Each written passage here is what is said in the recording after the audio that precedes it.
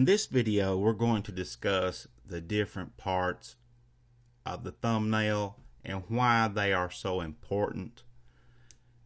The thumbnail is really a commercial for the video that you are creating or wanting to have viewers click on. And obviously, when they scan over the YouTube search results that they have just searched for, they're going to choose based on thumbnail and title. Those are your two most important things that you must optimize on YouTube in order to be successful.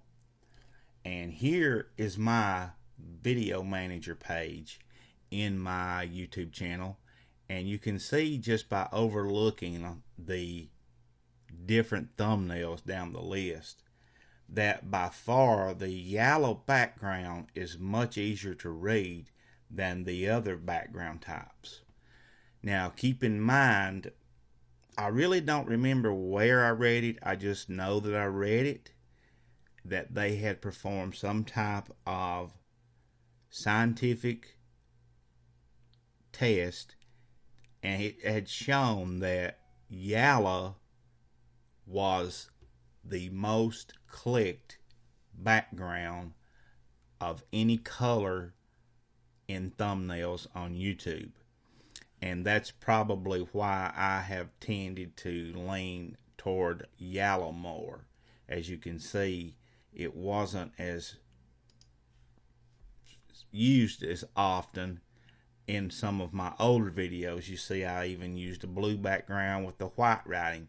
That's very, very easy to read, and you need to keep it simple, guys. I've always been a big fan of the KISS method, KISS. Keep it simple, silly, and we'll keep it G-rated here. That's actually, many people use different words there, but you can fill it in. As you can see, here's one of my thumbnails that I created that I have gotten a lot of clicks from. It's been very successful using that particular thumbnail.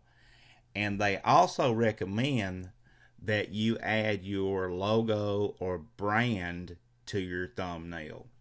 And that's going to make it even better for users or viewers to see that that's your video, and if they enjoy watching your videos, then they're going to click it automatically. And if you look right here in this second one, you'll see I did add my logo right here, but it's in the wrong place. As you can see, it is blocked by that timestamp. And that timestamp will be there even in your search results. So keep that in mind, guys. It's very, very, very important that you keep that time, that you don't put anything in that corner, because see right here, here again, you can't see my logo for the timestamp. It should have been on the left side or in the top corners or somewhere else other than the bottom right corner.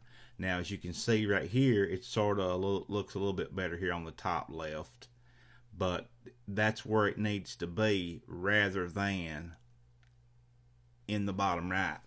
But to me, it's hard to read this writing. That's not really clear, and it should have been put together a lot better than this. It doesn't. That's not acceptable to me anymore. So you'll probably be seeing a big difference in my thumbnails and begin to see a pattern with them too, because they recommend when you choose a particular method that you use to try to stick with that method, because people start recognizing your thumbnails based on the format that you use. So it's important to keep the format the same and to add your brand into the thumbnails as well. And that's going to have your thumbnails optimized for the best results at always. I mean, there's no two ways about it. And another thing about your thumbnails, guys, always make certain that they represent your content, because if you put a big half-naked beautiful woman on your thumbnail and then they click the video or click the thumbnail to open the video and it's about iPhone applications, then you have just deceived your audience to get viewers, and that's very, very frowned upon, and your viewers and subscribers will not like that at all.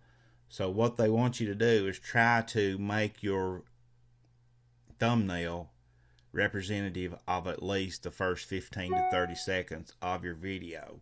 So keep that in mind when you're creating it.